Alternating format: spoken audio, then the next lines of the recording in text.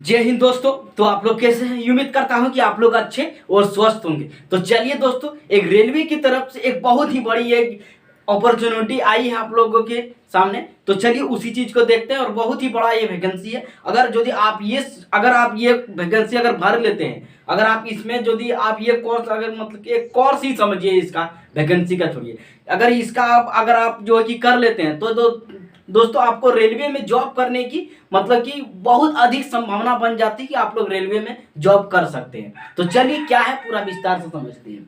तो दोस्तों ये रेलवे बनारस अप्रेंटिस का है। दोस्तों ये रेलवे बनारस अप्रेंटिस का वहां से ये वैकेंसी निकले। ऑल ओवर इंडिया इस वैकेंसी को आप अप्लाई कर सकते हैं। तो समझिए इसका पोस्ट वगैरह क्या क्या है। तो टोटल पोस्ट की बात करें तो 374 इसका टोटल पोस्ट है।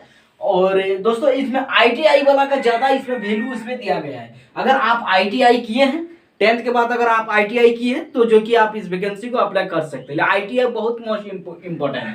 तो दोस्तों आपका कितना 300 मतलब क्या है 300 पोस्ट आईटीआई वाला का है और 74 का पोस्ट है अदर का है। जो आईटीआई बेचारा नहीं किए हैं तो वो क्या करेंगे, उनके लिए भी तो कुछ पोस्ट तो मतलब कि दिए गए हैं ना। अब जो मतलब जैसे कि आईटीआई नहीं किए हैं तो उनके लिए भी दिए गए 74 पोस्ट है। उनके लिए कितना है 74 पोस्ट है।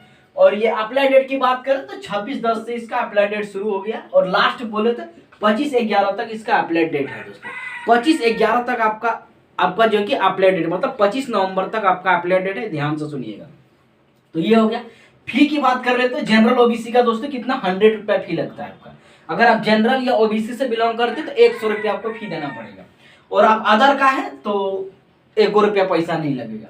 तो जनरल ओबीसी का है तो कि 100 रुपया आपको फी मतलब देना पड़ेगा। जैसे एसटी एससी का है उस सबका जो 1 रुपया पैसा नहीं लगेगा, फ्री आपका फॉर्म अप्लाई होगा। ये हो गया।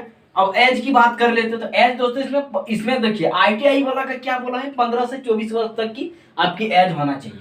और नॉन आईटीआई वाला का बोला है कितना 15 से 22 वर्ष तक आपका एज होना चाहिए। मतलब जिसका आईटीआई नहीं हुआ है तो वो दोस्तों क्या 15 से लेकर 22 वर्ष तक की आप जो है कि है तो आप अप्लाई कर सकते हैं।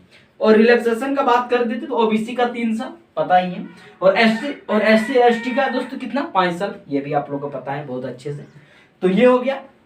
अब आईटीआई वाला का पोस्ट 12वीं पास नहीं बोले दोस्तों, कम से कम बोले चलिए 12वीं, चलिए 10th+2 मतलब क्या है आपका 10th आपका होना चाहिए। और आपका प्लस में क्या होना चाहिए आईटीआई आपका होना चाहिए।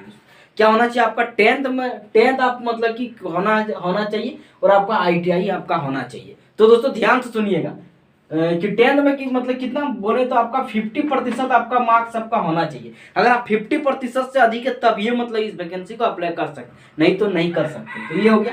नॉन आईटीआई वाला का बात बोले तो दोस्तों 10th+2 मतलब वही 12वीं 10th+2 दोस्तों आपका होना चाहिए, तभी आप इस वैकेंसी को अप्लाई कर सकते। मतलब 10th पास है तो 10th+2 है तो आप जो है कि अप्लाई कर सकते। ये हो गया। अब इसका सिलेक्शन प्रोसेस समझ लीजिए कि दोस्तों सिलेक्शन प्रोसेस क्या होगा, इसका 9 एग्जाम होगा। ये इतनी बड़ी है, इतनी अच्छी है वैकेंसी है कि इसमें कोई एग्जाम नहीं होगा। आपका मेरिट लिस्ट में इसका जो है कि इसका सिलेक्शन होगा, प्रोसेस होगा वही। इसमें कोई किसी भी प्रकार का एग्जाम नहीं होगा। क्योंकि दोस्तों ये अप्रेंटिस का है दोस्तों। अगर आप यदि अप्रेंटिस मतलब ये कर लेते हैं तो इसका करने का फायदा हम आप लोगों को बता देते हैं।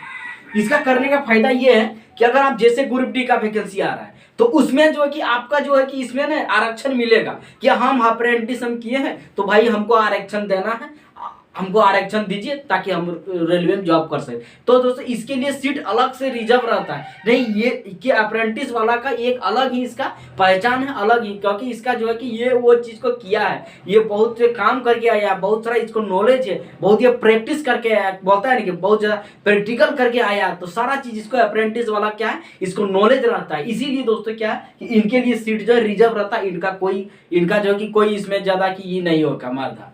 तो दोस्तों जो नॉन आईटीआई वाला उसके लिए ज्यादा था थोड़ा सा मुश्किल है। लेकिन आप लोग को पता है कि रेलवे ग्रुप डी तो आईटीआई प्लस कर ही दिया है लगभग में।